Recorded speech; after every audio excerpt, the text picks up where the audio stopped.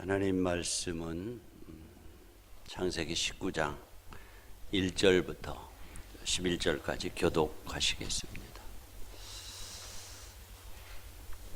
저녁 때에 그 두 천사가 소돔에 이르니 마침 롯이 소돔 성문에 앉아 있다가 그들을 보고 일어나 영접하고 땅에 엎드려 절하며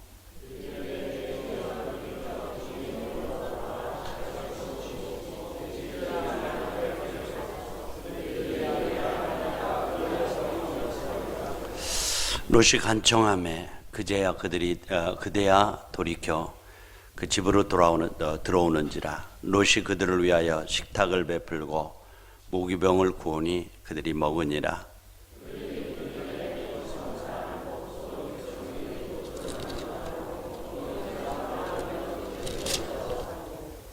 롯을 부르고 그에게 이르되 오늘 밤 내게 온 사람들이 어디 있느냐 이끌어내라. 우리가 그들을 상관하리라.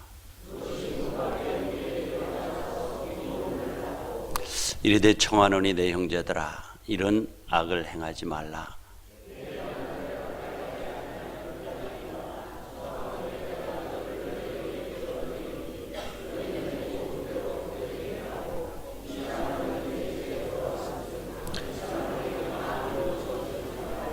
그들이 이르되 너는 물러나라.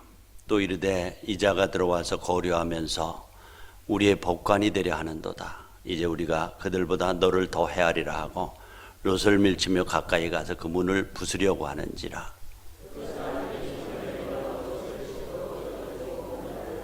다 같이 문 밖에 무리를 대소를 막론하고 그 눈을 어둡게 하니 그들이 문을 찾느라 헤매었더라. 아멘. 옆에 분 보고 사랑합니다, 반갑습니다 하고 인사 한번 할까요? 1년 만에, 2년 만에 처음 뵙는 것 같습니다. 아직도 이제 내려가셨다가 올라오시는 분들이 계셔서 2층에는 제법 많은데 1층에는 좀 빈 것 같아요. 주님의 은혜가 여러분에게 함께 하시기를 축복합니다. 오늘 제목 한번 따라 할까요? 부끄러운 구원, 넉넉한 구원, 부끄러운 구원. 그러니까 구원에도 넉넉한 구원이 있는가 하면 부끄러운 구원이 있다라고 하는 말씀이죠.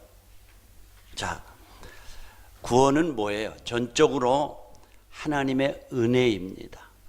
여러분의 착한 행위가 근거가 아니라 부르시고 또 빚어가시고 궁극적으로 믿음을 만들어내시는 분도 하나님이십니다. 여러분들 오네시모라고 하는 사람을 알죠? 빌레몬서에 보면은 빌레몬의 재산을 훔쳐 달아났다가 붙잡혀서 로마 감옥에 갇힌 오네시모라고 하는 사람이 있어요. 그 감옥에서 누구를 만나냐면 바울을 만나죠.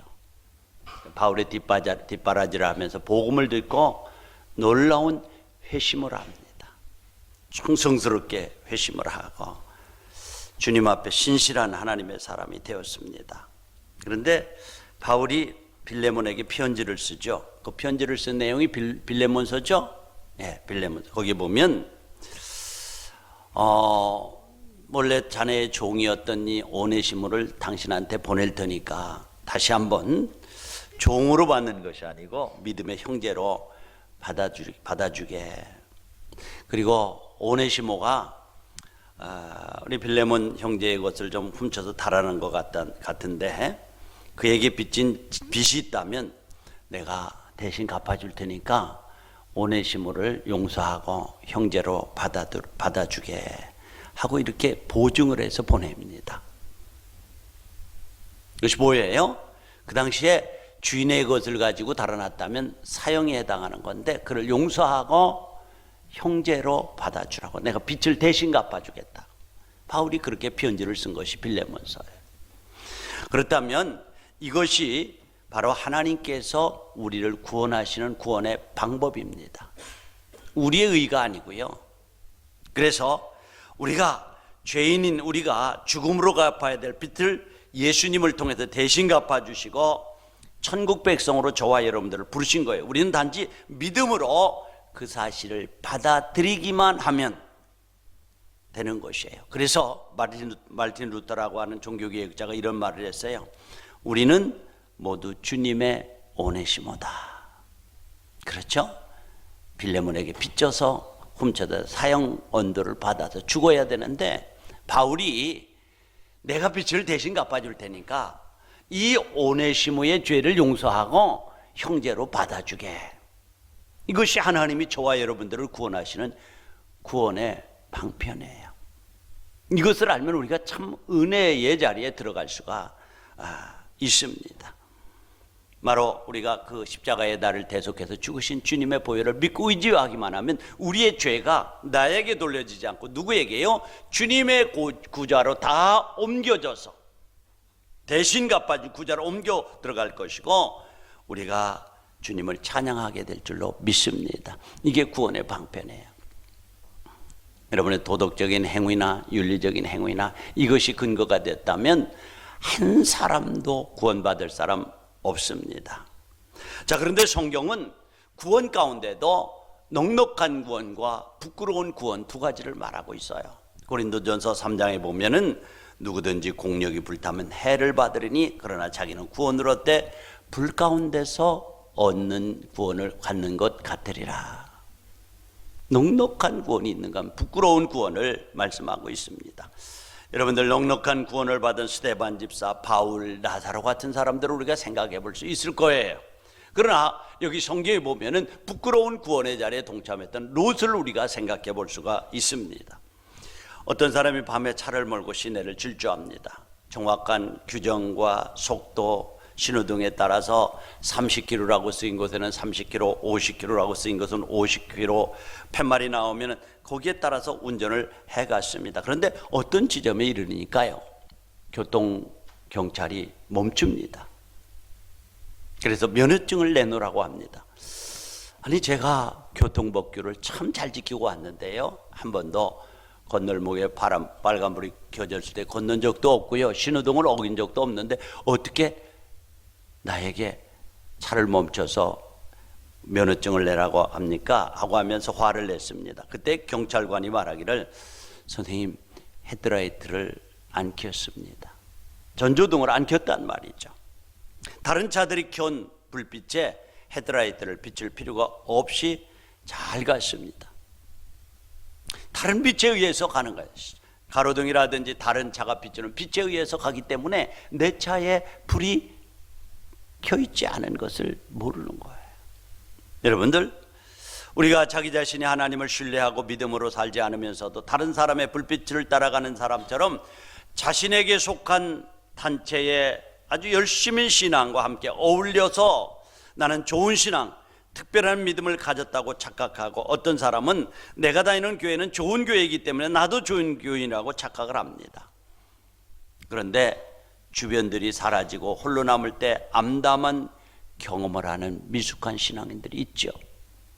자동차가 달리다가 이제 가로등도 없고 다른 차들이 옆에서 비춰주지 않을 때에 자기 빛이 헤드라이트가 켜있지 않은 것을 그때 발견하게 될 것입니다.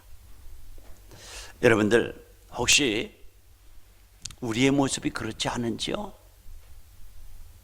내 스스로가 빛을 비추지 못하고 다른 사람들에 의해서 가면서 나도 이 공동체에 속해 있으니까 나도 이 공동체가 가지고 있는 믿음의 수준을 지키는 사람이라고 착각하고 있지 않습니까?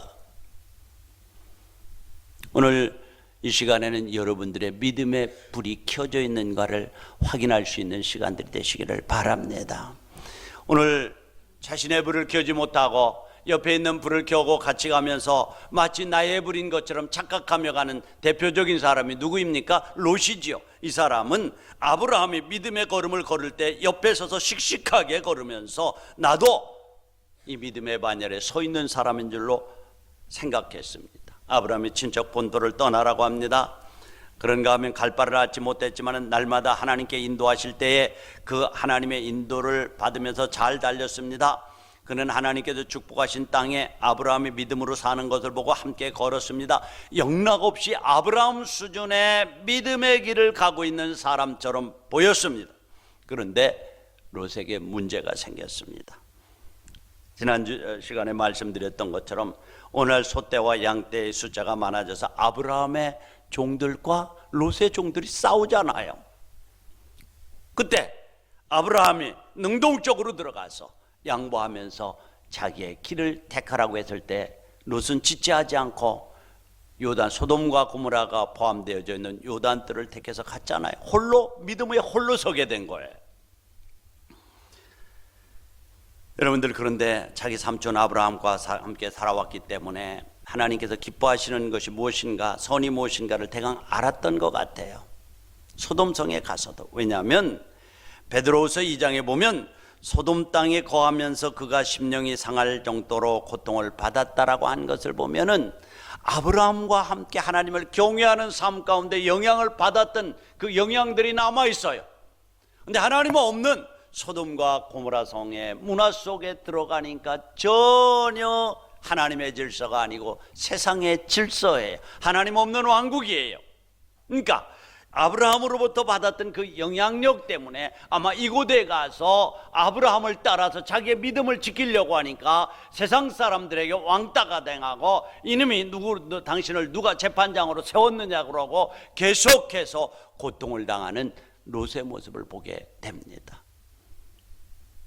하나님은 이런 것을 통해서 우리의 믿음의 현주소를, 우리의 믿음의 정체성을 확인하시기를 원하십니다. 전혀 다른 문화권이에요. 교회에서 예배하고 삶의 현장 속에, 직장 속에서 여러분들이 살아가면서 때때로 만나는 환경이 그러한 소돔과 고모라의 환경일 거예요. 거기서 하나님께서 그것들을 통해서 우리의 믿음의 주소를 확인하고 싶어 하시고요, 우리의 믿음의 정체성을 달아보고 싶어 하십니다. 아마 믿음을 지키자니 이 소돔과 고모라 성 사람들에게 왕따가 되어지고 이곳에 휩쓸리자니 그가 따랐던 아브라함 곁에서 받았던 거룩한 영향력이 살아남아서 갈등이 생기는 거죠. 그런데 어느 날 그의 믿음을 확인하게 될 계기가 오게 되죠. 하나님께서 아브라함을 찾아가셨죠. 아브라함의 환대를 지난주에 받았죠.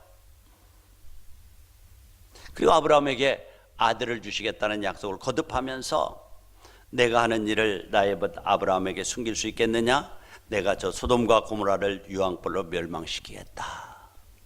하나님께서 아브라함에게 소돔과 고모라 성의 멸망을 전해주지요. 그 소식을 접한 아브라함이 얼마나 두려웠겠어요. 우리 조카 롯의 가정이 고대에 있는데, 그래서 하나님께 나가서 어떻게 했어요? 하나님은 공의로운 하나님이 아닙니까? 그 소돔과 고모라 성 속에 의인과 악인들이 함께 사는데 악인들 때문에 의인을 멸망시키겠습니까? 그러니 내가 한번 의인을 한 50명쯤을 찾아보면 멸하지 않겠지요? 그래, 한번 찾아봐라. 45명은요, 한번 찾아봐. 30명은요, 한번 찾아봐. 20명은요, 10명은요, 결국 10명이 없어서 하나님의 사자가 소돔을 향해서 가지요. 가니까 거대 사람들이 어떻게 반응합니까? 오늘 성경에 보니까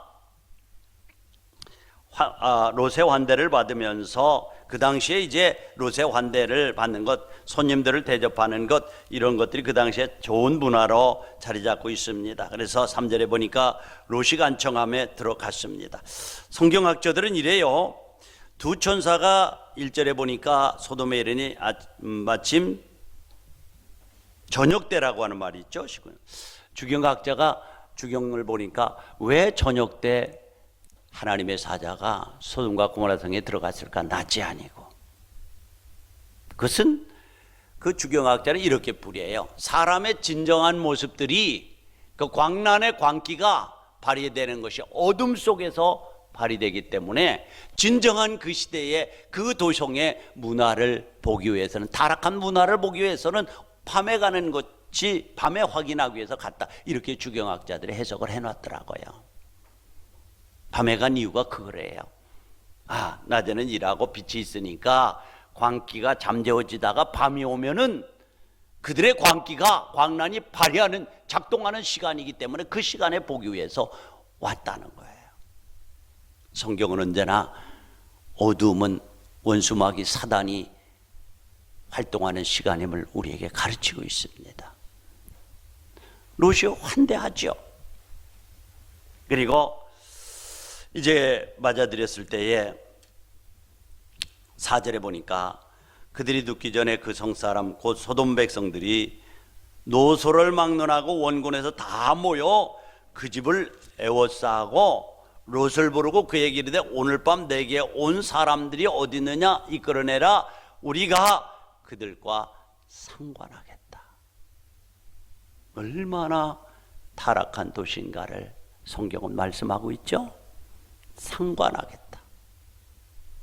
그 뒤에 보면은 롯이 반응한 반응을 보면 그 상관의 의미가 무엇인지를 알 수 있어요. 6절에 보니까 8절에 보니까 내게 남자를 가까이 하지 아니한 두 딸이 있노라 청하건대 내가 그들을 너에게 이끌어내리니 너희 눈에 좋은 대로 그들에게 행하고 그 사람들이 내 집에 들어왔은즉 이 사람들에게는 아무 일도 저지르지 마라. 이 손님이다. 내가 보호해야 될 의무가 있다. 그러니 내게 두 딸이 있으니까 너희들에게 내줄 테니까 너희 좋은 대로 하라는 것을 보면 그들이 그 손님을 끌어내서 뭘 하겠다는 거예요? 성적인 쾌락을 누리겠다는 거예요. 여기에서 동성애가 나왔다고 그랬죠? 소돔이라고, 소도마이트라고, 소돔이라고, 동성애가 바로 그거예요. 이 소돔과 고모라 성으로부터 나온 단어가 바로 동성애예요. 근데 오늘 이 정부가 이 동성애를 그렇게 조장하고 인권이라고 하고 평등이라고 하면서 조장하는 것이 어디에서부터 발언되었는가를 여러분 영적인 눈으로 바라볼 수 있기를 원합니다. 반드시 바라봐야 돼. 제가 왜 이 얘기를 자꾸 하냐면 정말 이 도성이 하나님 없는 바벨탑을 쌓아서 행복한 파라다이스를 만들자고 꿈꾸는 것이 바로 공산주의고 사회주의입니다. 하나님 없는. 자, 그래서 그들을 초청합니다. 그때 이 롯이 무엇을 대안으로 제시합니까? 우리 손님들이니까 손대지 말고 내게 결혼하지 않은 두 딸이 있으니까 두 딸을 마음대로 하시오. 자, 여러분들 신앙이 불투명한 사람의 특징을 몇 가지 성경은 오늘 말씀하고 있습니다. 그 첫째가 무엇이죠? 타협입니다. 타협. 하나의 죄악을 가하기 위해서 또 다른 죄악으로 가하는 거예요. 타협하는 것입니다. 천사가 그 땅의 죄악을 점검하기 위해서 찾아왔잖아요. 나그네를 보고 옵니다. 정중하게 맞아드립니다. 그런데 사람들이 모여서 오늘 낮에 들어간 젊은 남자들이 잘생겼는데 그 남자들을 내어놓으라 우리가 상관하겠다. 그러니까 한두 사람이 아니라 집단으로 몰려와서 이 두 남자를 성폭행하겠다는 얘기죠. 동성애죠, 동성애. 그런데 놀라운 것은 이 롯이 손님을 보호한답시고 내게 결혼하지 않은 두 딸이 있으니까 두 딸을 데려다가 마음대로 하라는 거예요. 여러분들 하나의 불의를 또 다른 하나의 불의로 대체합니다. 이것이 복음의 확신이 없는 사람들의 특징입니다. 타협이죠. 좋은 게 좋은 것이죠. 이것도 하고 저것도 하는 것이죠. 오늘 마귀가 하나님의 백성들을 넘어뜨리는 최고의 수단이 적당히 타협하면서 예수 믿으라고 속삭입니다. 그렇게 외골수로 믿지 말고 적당히 한 발은 세상에 한 발은 뭡니까? 믿음에 들여놓고 타협하면서 이쪽도 보고 저쪽도 보면서 살라고 말씀합니다. 그러나 여러분들 믿음의 영역에는 중간지대가 없다는 사실을 기억하시기 바랍니다. 그래서 순수한 믿음이 힘들고 고통스럽고 때로는 외로운 거예요. 여러분 이기선 목사님이라고 하는 분이 계십니다. 선배 목사님. 일본 제국시대에 신사참배 반대운동을 하다가 감옥에 갇혀서 고생을 했습니다. 한 번은 경찰국장이 자기 방으로 불렀습니다. 찾아가니까 경찰국장이 일어나서 이 목사님을 정중하게 맞아 인사하고 앉으라고 하면서 차도 한 잔 대접해 주었습니다. 그리고 회유합니다. 목사님, 연세도 많으신 분이 이렇게 고생을 시켜서 연세도 많으신 분을 이렇게 고생시켜드려서 죄송합니다. 그리고 경찰국장이 편지 하나를 내놓습니다. 그 편지를 보니까 뭐예요? 큰아들 정근이 아들인데 미국 가서 공부하는데 공학 박사 학위를 땄다는 학위서와 함께, 아버지, 뭐 다른 목사님들은 다 신사참배하고 편안히 사는데 아버님만 신사참배에 반대하고 고생할 일이 무엇이 있습니까? 겉으로는 신사참배하고요, 속으로만 믿음을 지키면 되지 않아요? 그러니 적당히 하시죠. 아들이 그렇게 편지를 보냈어요.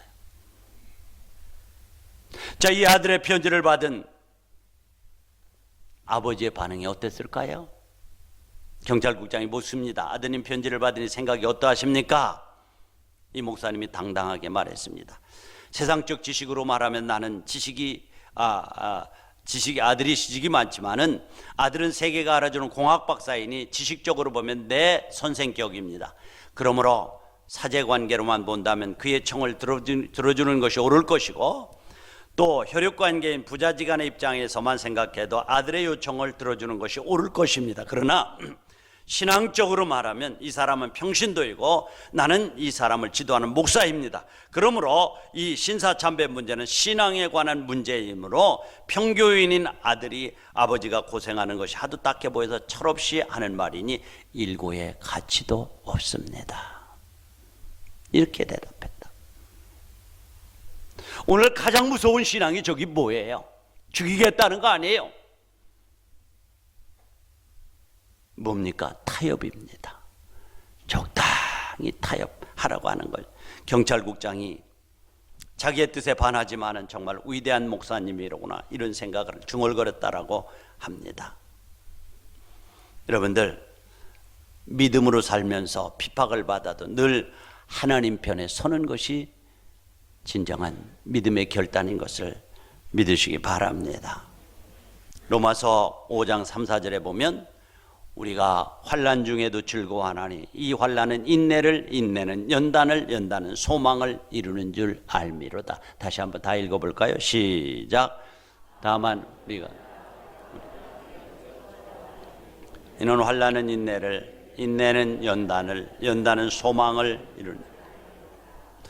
자, 이러한 죄의에 폭도들은 어떤 반응을 보입니까? 밖에서 굴러온 놈이 지금까지 우리의 재판장 노릇하더니 지금도 내가 재판장이 되려냐고 하면서 그를 끌어냅니다.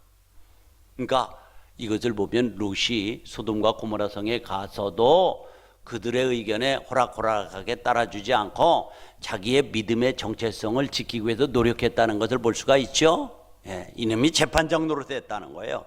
그러니까 그들의 의견에 호락호락하게 따라주지 않았다는 거예요. 그러니까 돌로 쳐 죽이려고 합니다. 하나님께서 그들의 눈을 멀게 하셨다라고 성경이 말씀하고 있습니다.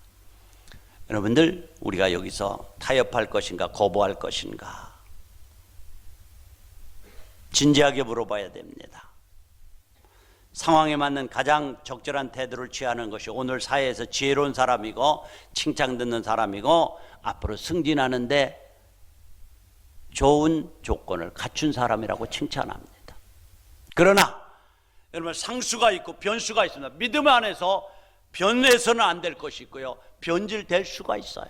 어떤 상황이나 어떤 사람들의 본질이 아닌 것들에 대한 융통성을 가지고 넓은 아량으로 사람들을 포용하는 자세가 필요합니다. 그러나 믿음에 관한 한 변질되지 않는 상수가 있습니다. 정말 이것이 변해서는 안 되는 진리가 있습니다.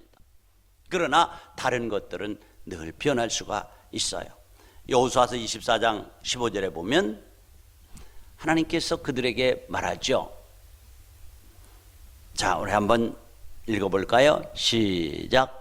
만일 여호와를 섬기는 것이 너에게 좋게 보이거든 너희 조상들이 강 저쪽에서 섬기던 신들이든지 또는 너희 거주하는 곳에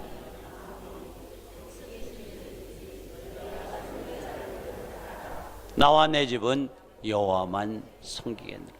살벌한 분위기 가운데서 여호수아가 강하게 오늘 내 믿음의 정체성을 밝혀라.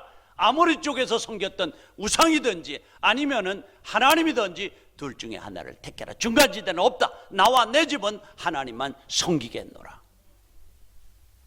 단호하게 외치는 것을 보게 됩니다. 열왕기상 18장 21절을 한번 보십시다. 열왕기상 18장 21절 시작.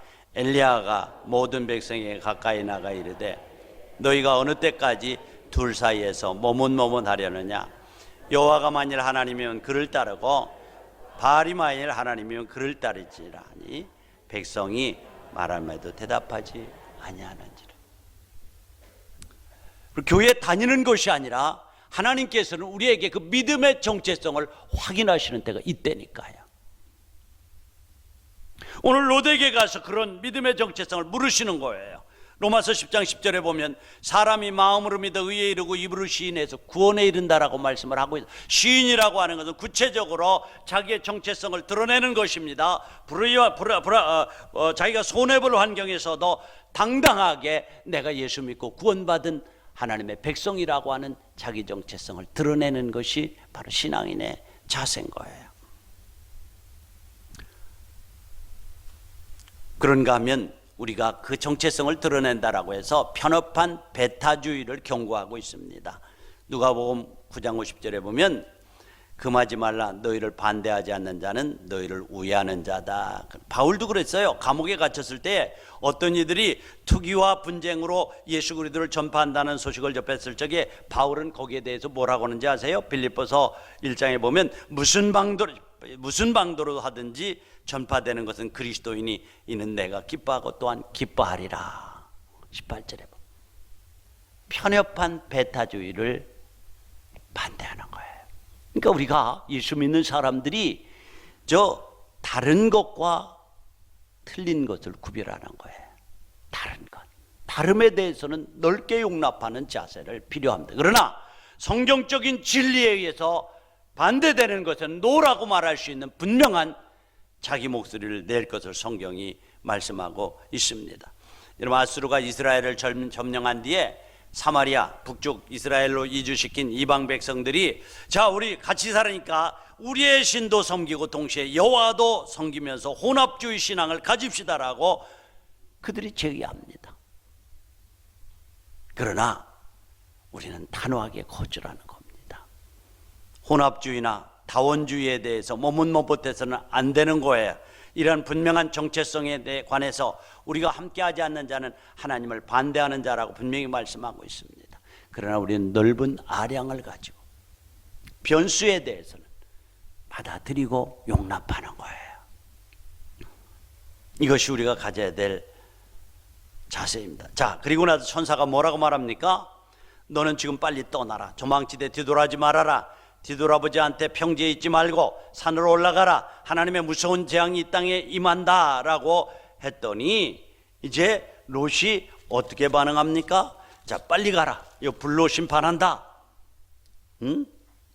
16절에 보면 이러한 하나님의 경고를 받고도 16절에 롯이 지체하며 확신을 갖지 못하는 두 번째 성도들의 특징이 뭡니까? 지체하는 겁니다. 머뭇거립니다. 첫 번째가 타협이에요. 적당히 타협하는 회색지대에 있는 거예요. 그러나 믿음의 영역에서는 회색지대는 없습니다. 하나님 아니면은 막입니다. 지체하는 거예요. 진리를 깨닫는 즉시 행동에 옮기지 못하고 머뭇거립니다. 가령 이런 거 있죠. 여러분, 신년이 되면서 그래, 아무래도 내가 믿음 생활하면서 열애 하나가 하나님의 것이라고 말했는데 성경을 통해서 분명히 확인했는데 그래 해야지. 그런데 막상 돈에 손이 가려면 지금은 너무 생활비가 빠듯하니까 나중에 이만큼 재산을 모은 후에 11조를 하겠다, 자차하겠다 머뭇거리지 않습니까? 근데 머뭇거림이 바로 확신을 갖지 못한 믿음의 사람들의 두 번째 특징이라는 거예요. 롯이 빨리 소돔성을 떠나라고 불의 심판이 떨어진다는 하나님의 명령을 받고도 머뭇거리고 지체했습니다. 그랬더니 하나님의 사자가 롯을 끌어가지고 이제 가지요. 여호와께서 인자하심을 더했더라, 이렇게 말씀을 하고 있습니다. 그래서 롯이 마지못해서 천사의 손에 이끌려서 지금 소돔과 고모라 성을 떠나서 소알이라고 하는 가까운 성으로 피난을 갑니다. 가다가 한참 가다가 또 다른 제안을 합니다. 선생님, 지금 우리가 가려는 저 산은 너무 높습니다. 내가 거기까지 갈 힘도 없고요, 도중에 맹수나 도적을 만나면 어떻게 합니까? 그러니 멀리 가지 말고 저기 보이는 조그만 성읍 소알이라고 하는 성읍으로 머물게 해주세요. 타협판을 제시합니다. 순종을 하긴 하지만은 적당한 타협안을 제시합니다. 반심입니다. 전심으로 하는 것이 아니라 반심입니다. 그런데 놀라운 것은 천사가 말하기를, 그래, 내가 거기에 이르기까지 내가 아무 일도 행할 수 없노라. 왜 하나님이 그런 인자를 더하셨을까? 이것이 하나님이 구원하는 방식이라니까요. 응? 왜요? 하나님께서 그를 구원하시기로 작정하셨기 때문에, 하나님은 그 계약을 지키시는 분이기 때문에, 하나님은 섬세한 손길로 우리를 때리기도 하시고 낮추시기도 하시고 보호하시기도 하시고 이끄시는 분입니다. 그래서 롯이 지체할 때 그의 손을 이끌어서 억지로 끌고 가는 거예요. 만일 우리가 우리의 의지적인 결단이나 판단에 의해서 능동적으로 구원의 자리로 간다면 한 사람도 구원 얻을 사람이 이곳에 존재하지 않습니다. 저와 여러분들을 하나님께서 불러내셨습니다. 너는 내 자녀라고 말씀하셨습니다. 그리고 부르신 하나님께서는 때로 우리가 넘어지고 지치고 엉뚱한 자리에 있을 때마다 하나님이 나를 일으켜 세워서 하나님의 사람으로 빚어가시는 하나님의 손길이 그곳에 있음을 믿으시기 바랍니다. 우리가 너무 어렵고 힘든 곳에 있다고 좌절하지 마십시오. 하나님이 택한 백성을 결단코 잃어버리는 법이 없기 때문에 그렇습니다. 성경은 뭐라고 말합니까? 너희를 내 손에서 빼앗을 자가 없다고 말합니다. 환난이나 곤고나 핍박이나 질고나 이 모든 것도 내가 너희를 사랑하는 사랑에서 끊을 수가 없다라고 하는 것이 복음인 줄로 믿으시기 바랍니다. 그렇다고 그분이 붙잡았으니까 나는 드러누워 있기만 하면 안 된다. 아니요. 주님의 자녀된 신분 안에는 항상 주의 말씀을 따라 순종하고자 하는 거룩한 부담감과 결단이 있는 사람이 주님의 부름을 받은 택자인 것을 믿으시기 바랍니다. 교회 다니는 사람이 아니에요. 말씀에 대한 거룩한 부담이 있는 사람이에요. 여러분들, 우리가 인생을 살아오면서 해안들이 참 많죠. 마음속 깊은 좌절이 있습니다. 나는 다른 사람처럼 돈을 많이 벌지 못했기 때문에 자녀들에게 해줄 것이 없다. 이런 아픔들이 있어요. 좌절이 있는 부모님들이 계십니까? 괜찮습니다. 꼭 부자가 좋은 것만은 아닙니다. 믿음을 요업으로 계승하시기 바랍니다. 저는 그저 때로는 중앙에도 있었고 여기저기 있었기 때문에 제법 부자들을 압니다. 그런데 그들의 삶이 꼭 도깨비같이 살아요. 우리 둘째 아들이 이제 저 강남 쪽에 갔다가 어저께 그저께 오더니, 아빠 요새 애들 보니까 남자아이들이 화장을 그렇게 많이 하고, 남자아이들이 그렇게 화장을 하거든요. 젊은 아이들도. 난 모르겠어요. 근데 그 피부 자체가 그냥 예쁜 거 아닌가요? 근데 남자아이들이 그렇게 화장을 많이 하고 참 신기하다고 그런 얘기를 합니다. 도깨비 같아요. 형제가 배가 다릅니다. 그뿐만 아니라 바빠서 자기 아내하고 같은 잠자리를 못하니까 100억, 1000억 마음대로 쓰라고 돈으로 보상합니다. 자기 자식은 모든 문제를 현찰박치기로 합니다. 한국의 재벌 2세들 봤죠? 회사들이 무너지는 가장 큰 이유가 어디에서부터 시작됩니까? 한 인격이 인격으로 만날 틈도, 아름답게 교제할 가정의 축복도 빼앗기는 것은 돈 많은 삶인 경우가 너무 많습니다. 형제의 유산을, 아버지의 유산을 누가 더 많이 받나? 마음에 무서운 칼을 들고 상대편을 향해서 하루에 몇 번이나 죽이는 싸움을 하는 것이 뭡니까? 엄청난 부자들의 도깨비 같은 삶입니다. 많은 것, 그것만이 축복이 아니에요. 그래서 성경은 아골은 하나님 내게 부하게도 마시고 가난하게도 마시고, 너무 가난해서 꿇어다니면서 하나님 욕먹이면 안 되잖아요. 너무 부해서 하나님보다도 물질 더해서 하나님하고 멀어지면 안 되잖아요. 그러니 내게도 부하게도 마시고 가난하게도 마시고 일용할 양식으로 나를 채워달라고 기도하는 그 기도가 어쩌면 우리에게 가장 적절한 기도가 아닌가, 그런 생각을 해보는 때가 많습니다. 여러분들 성경에 보면은 롯을 이렇게 기억한 것은 아브라함을 기억하고 롯을 긍휼히 여겼다라고 말씀하고 있습니다. 배후에서 기도하는 아브라함이 있습니다. 그를 걱정하는 아브라함이 있습니다. 여러분들 좋은 세론들, 좋은 식구들을 많이 가지시기 바랍니다. 제가 이번에 중국에 잠깐 다녀왔는데 수요일날 제가 잠깐 말씀드렸어요. 삼자교회는 그저 공인된 교회이기 때문에 공안들이 들어와서 듣고 이것은 이렇게 하고 저것은 저렇게 하고 늘 간섭을 한다는 거예요. 그래서 참 바른 신앙생활을 할 수가 없다는 거예요. 그렇기 때문에 한국 사람들이 있는 교회, 1000여 명 넘는 교회가 있었는데 교회 건물을 짓고 들어가려고 하니까 모이는 것에 대한 아주 알레르기성이 있다는 거죠. 막아버리니까 교회가 그냥 흩어졌다는 거예요. 그런데 놀라운 것은 1000명의 교회가 100개의 교회로 변했다는 거예요. 그것들이 뭐예요? 정말 가족들이 모여서 집안에서 셀이 되는 거예요. 거기서 진정한 초대교회의 만남과 나눔과 섬김과 예배와 기도를 통해서 얼마나, 이거는 이번에 그 세론에 있는 집사님이 우리 4명이 갔는데 4명을 다 섬겨줬어요. 호텔비를 내고 호텔 3박 그리고 식사비를 다 내주고 그리고 그 세론들이 모이는 그 가정교회에 갔는데요.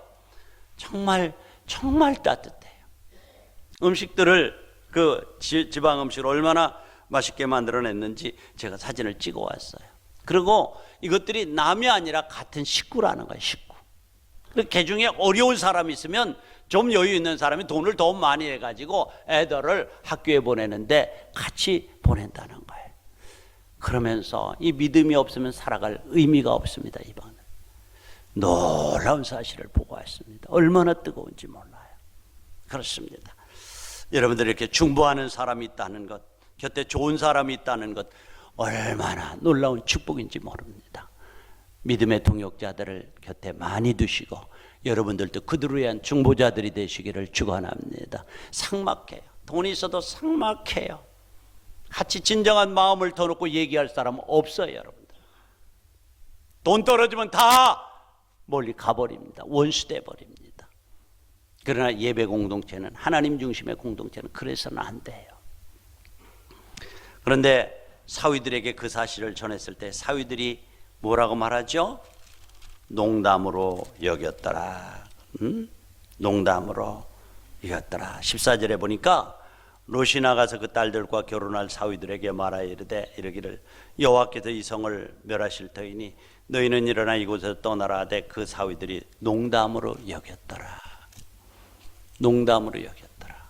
오늘 복음이 농담으로 여김을 받는 시대 속에 우리가 살고 있습니다.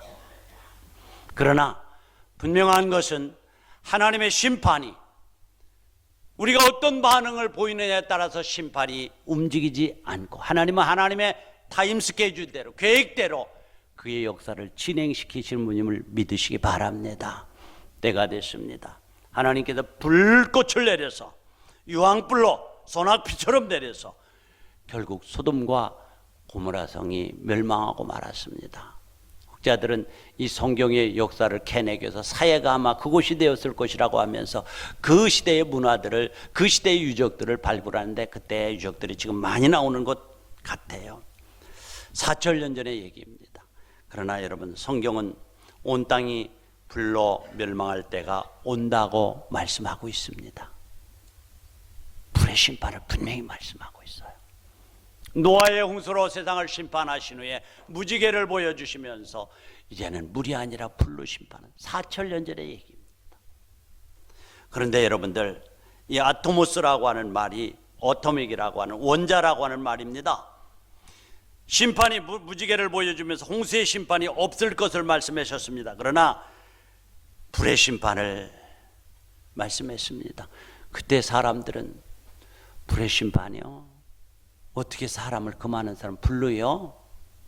궁금했을 것입니다. 그러나 오늘날에는 이 사실을 의심하는 사람은 하나도 없습니다. 자, 지금 65억 인구가 있습니다. 그런데 각국 선진국에서 원자탄, 핵무기, 수소탄 이 에너지가 얼마나 대단한지 1인당 다이너마이트 50톤의 폭탄을 머리 위에 놓고 있다는 거예요. 여러분, 한 사람 머리 위에 50톤을 옮겨놓으면 10톤짜리 차 5대예요. 살아남을 수 있을까요? 아니, 이 건물 안에 TNT 10톤만 터뜨리면 아마 자취도 없어질 것입니다. 놀라운 것은 학자들이 말하기를 이 65억 인구 1인당 50톤의 TNT를 다이너마이트를 머리에 이고 사는 것이 오늘 우리 시대래요. 북한에도 이제 원자탄을 만들었잖아요.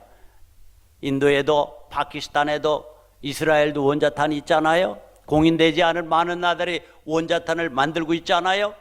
그렇게 많은 원자탄이 50톤씩 여러분의 머리에 있다고요. 여러분들, 하나님께서는 그것을 인간의 화력은 불쑤시개밖에 안 된다는 거예요. 장난감밖에 안 된다는 거예요. 그러면서 반드시 온 땅이 불로 심판받을 날이 있다라고 성경은 끊임없이 우리에게 경고하고 있는 음성을 들을 수 있는 귀가 열리시기를 축원합니다. 그때에 뭐라고 말하죠? 고린도전서 3장에 보면 집을 짓는데 금이나 은이나 보석으로 짓고 나무나 풀이나 지푸라기로 짓는데 반드시 불로 심판할 터인데 그불이 각각 사람의 공력이 어떠한 것임을 시험할 것이라. 만일 누구든지 그 위에 세운 공력이 그대로 있으면 상을 받고 누구든지 공력이 불타면 해를 받으리니 그러나 자기는 구원을 얻되 불 가운데서 얻는 구원 같으리라. 이렇게 말씀을 하고 있습니다. 복음의 토 위에 집을 짓는, 이 말씀 반석 위에 복음의 토 위에 집을 짓는 사람 구원을 받는데요.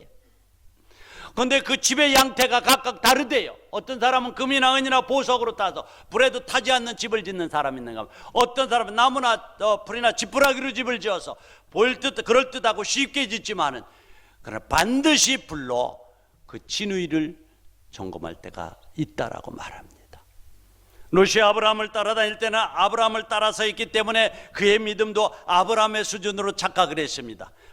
밤길에 다른 또 차들이 빛을 비추고 있을 때에는 그 빛을 따라가기 때문에 나는 헤드라이트를 켜지 않아도 내가 킨 것으로 착각합니다. 그러나 반드시 불이 꺼지는 때가 온다는 사실이죠.